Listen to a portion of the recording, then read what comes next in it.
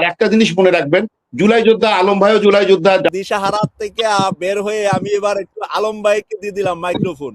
আলম ভাই, আপনার প্রিয় দল বিএনপি বনাম জুলাই যোদ্ধাদের সংঘাত চলছে। এই জুলাই যোদ্ধা বিএনপির সংঘাতে কে বিজয়ী হবে, কে পরাজিত হবে, আপনার মন্তব্য আমরা শুনবো এখন। জি ভাই, আমার অতিথি স্যারকে সহ আসসালামু আলাইকুম। স্যার শুনতে পাচ্ছেন? শুনতে পাচ্ছে? বলেন। আমি তো কোনো ফাসাদের পক্ষ নই মাসুদ ভাই, আমি দুই দলকেই শান্ত হতে বলবো। এনসিপির কিছু নেতা বুঝছেন, বিএনপির কিছু দোষ আছে, সবই আমি বলবো।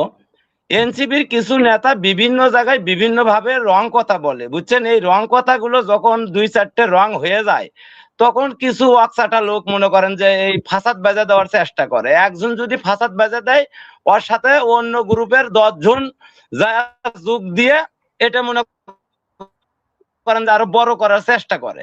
তা আমি আসলেই চাই যে 3 দল মিলেমিশে দেশটা চালাক। আসলেই আমার অতিথি স্যার যা বলছে, বিএনপির হলে ফগুনি ভোটার আমরা বুঝছেন। আমরা হলে বিএনপি তো মারামারি করার দল নয়, বিএনপি কোনো আপনার অশৃঙ্খল করার দল নয়। তা যার কারণে মনে করেন যে ঠিকই বলছে স্যার যে আমরা ওই এবারকার কবরে যেতে হবে।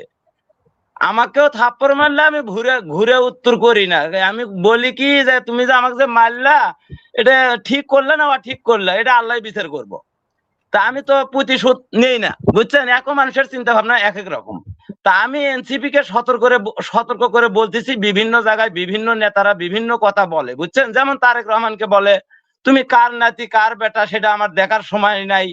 আবার অনেক নেতা মনে করেন যে সব জায়গাতেই বহুত কথা, 100 কথা ধরা আছে মাসুদ ভাই। তো এখন ঘটনা হলে কি যে আমি এনসিপি কে এটাও বুঝতে হবে, যেমন আপনার পড়ার মধ্যে আছে দন্তিস্ব, পেট কাটা মধ্যিন্য তালপিস্ব, 3টে শ কিন্তু এক নয়। আবার 20, 24, 26 এই 3 20 কিন্তু এক নয়। 20 ভিন্ন, 24 ভিন্ন, 26 ভিন্ন, কিন্তু নামে কিন্তু বেশি।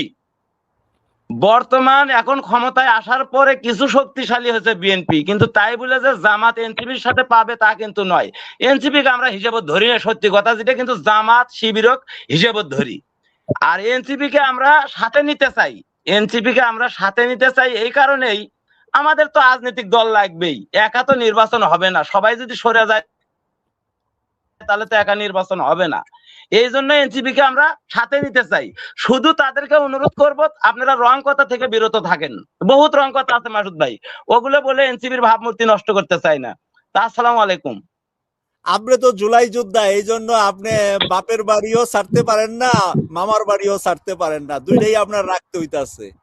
কারণ আপনি তো জিয়াউর রহমানের জন্মভূমির ছেলে, তাই আপনি বিএনপিও ছাড়তে পারতেছেন না, আবার শ্বশুর বাড়িও তো ছাড়তে পারতেছেন না। সেটা হইলো জুলাই যোদ্ধা নিজেই ছিলেন, নিজেই তো আপনি জুলাইয়ের পক্ষের লোক। আপনাকে সেলুট, সুন্দর আপনার কথা ছিল। আনোয়ারুল হক ভাই যদি 2-3 মিনিট একটু আলম ভাইয়ের কথাগুলার একটু ইয়ে দেন। মাসুদ ভাই বলেন বলেন। মাসুদ ভাই, জুলাই যোদ্ধা কিন্তু এনসিপি দল একক ভাবে নয়, জুলাই যোদ্ধার একটা ফসল এনসিপি বুঝছেন। জুলাই যোদ্ধা কিন্তু ওইটা বুঝেই বলছি আপনি তো বিএনপি কইরাও জুলাই যোদ্ধা, আরেকজন জামাত কইরাও জুলাই যোদ্ধা। এখানে আলামিন ভাই আছে জামাত করে, মিজান ভাই এরা জামাত সমর্থক করে, এরাও তো জুলাই যোদ্ধা, তাই না? সাইফুল ইসলাম ভাই বা মফিজুল ইসলাম ভাই, তারা একটু হয়তো আমার একটু কম মনে আছে তাদের কথা, তারাও হয়তো বা আমাদের সাথে ছিল। তো আলম ভাই, একটু আনোয়ারুল হক ভাই আপনার এই বক্তব্যের উপরে একটু কথা বলবে, তারপরে সাইফুল ইসলাম ভাই কথা বলবে, এক এক করে সবাইকে সুযোগ দেব। আনোয়ার ভাই, এই যে একজন রাজমিস্ত্রি আলম ভাই গর্বের সাথে বলে আমি রাজমিস্ত্রি, হ্যাঁ আনোয়ার ভাই, না, উনি যেটা বলছেন আসলে একজন সচেতন দেশের নাগরিকের, মূল 18 কোটি মানুষের মনের কথাটাই বলছেন, যে বাচন ভঙ্গিতে কথা বলার সময় আমাদেরকে পরিমিতি বোধ বলে বুঝে কথা বলা দরকার।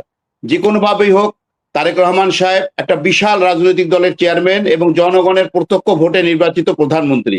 অতএব তাকে যদি কেউ হালকা ভাবে কোনো বিশেষণে সম্বোধন করে, এটা যেমন শালীন নয়, এটা যেমন সামাজিকভাবে সমাদৃত হবে না, ঠিক তেমনি একইভাবে যারা আজকে ক্ষমতাসীন আছে তারা হঠাৎ করেই কিন্তু কথায় কথায় স্বাধীনতা বিরোধী, জামাত ইসলামী ইসলামী নয়, এই ধরনের মানে কাণ্ডজ্ঞানহীন কথা বলাটাও ঠিক না। অর্থাৎ সবাইকে কথা মেপে বলতে হবে, যাতে একটা কথা দ্বারা একটা বিরোধী মত বা সরকারি দল কেউ ক্ষতিগ্রস্ত না হয়, তাদের পারস্পরিক সম্পর্কটা নষ্ট না হয়।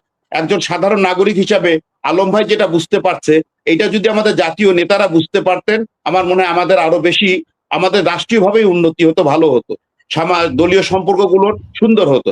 আর একটা জিনিস মনে রাখবেন, জুলাই যোদ্ধা আলম ভাইও জুলাই যোদ্ধা,